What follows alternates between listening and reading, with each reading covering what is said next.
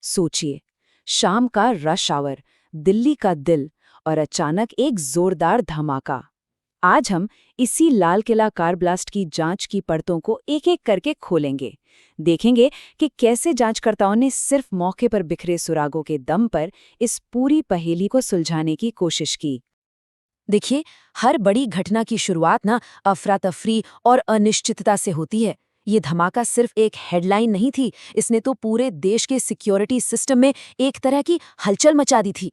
इसका असर इतना तेज और दूर तक महसूस किया गया कि देश के बड़े-बड़े शहरों में इमरजेंसी लागू हो गई और सिक्योरिटी को एक अलग ही लेवल पर ले जाया गया। किसी भी इन्वेस्टिगेशन के लिए ना शुरुआती 48 घंटे सबसे अहम होते हैं। और यहाँ तो मामला बहुत तेजी से बदला। एक अकेला धमाका देखते ही देखते एक multi level national security investigation बन गया। और फिर फरीदाबाद में एक और गाड़ी का मिलना, ये जांच करने वालों के लिए एक बहुत बड़ी चुनौती की शुरुआत थी। तो चलिए इस पहेली के पहले हिस्से से शुरू करते हैं। आखिर ये धमाका हुआ कहाँ, कैसे और कब? दिन बिल्कुल आम था। गाड़ियां ट्रैफिक सिग्नल पर रुकी हुई थीं, लोग अपनी अपनी दुनिया में थे। लेकिन तभी एक हुंडई i20 कार में हुए धमाके ने उस शाम की मामूली सी तस्वीर को हमेशा के लिए बदल कर रख दिया।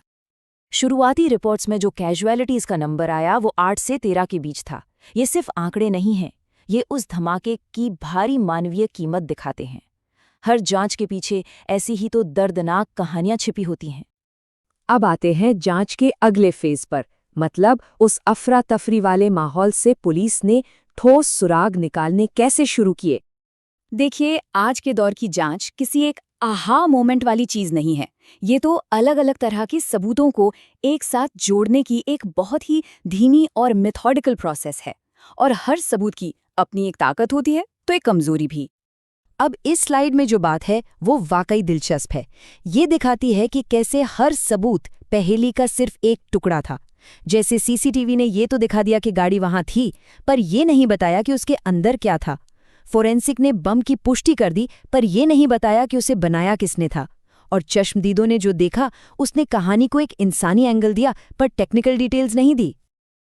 और बस यहीं पर एफएसएल यानी फोरेंसिक साइंस लेबोरेटरी का रोल शुरू होता है।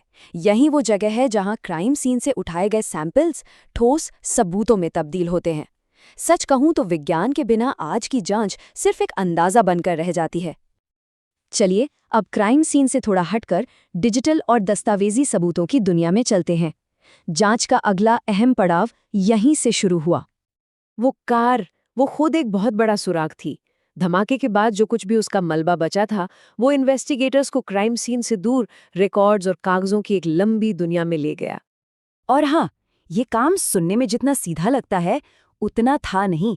इस स्लाइड पर देखिए, ये एक पूरी मेथोडोलॉजिकल प्रोसेस थी। रजिस्ट्रेशन नंबर से आरटीओ रिकॉर्ड्स निकालना, मालिक का पता लगाना, फिर ये खोजना कि गाड़ी कब और किसे बेची गई थी। हर एक कदम उन्हें संदिग्धों के और करीब ले जा रहा था। कहानी में अब एक नया मोड़ आने वाला था। एक दूसरी जगह हुई खोज ने ये इशारा दिया कि शायद ये कोई अकेली घटना थी ही नहीं, बल्कि किसी बड़ी साजिश का हिस्सा हो सकती थी।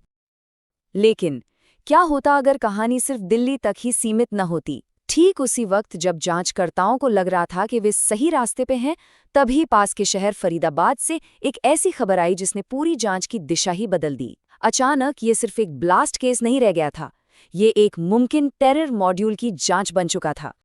जरा इन दोनों घटनाओं की तुलना देखिए। दिल्ली में एक कार फट चुकी थी, सबूत बिखरे हुए थे। वहीं फरीदाबाद में एक दूसरी कार विस्फोटक के साथ सही सलामत पकड़ी गई थी। अब जांचकर्ताओं के सामने सबसे बड़ा सवाल यही था, क्या इन दोनों घटनाओं के बीच कोई सीधा कनेक्शन है? फरीदाबाद वाली खोज ने कई नए और बेहद जरूरी सवाल खड़े कर दिए। अब जांच का पूरा फोकस इन दोनों मामलों के बीच की कड़ी को साबित करने पर था। मतलब एक जवाब मिलता तो 10 नए सवाल खड़े हो जाते। तो अब तक जो कुछ पता चला उससे आगे बढ़ते हैं और उन सवालों पर नजर डालते हैं जो अब भी एक रहस्य बने हुए हैं। एक कामयाब जांच के बाद भी ना अक्सर कुछ सवाल अधूरे रह जाते हैं।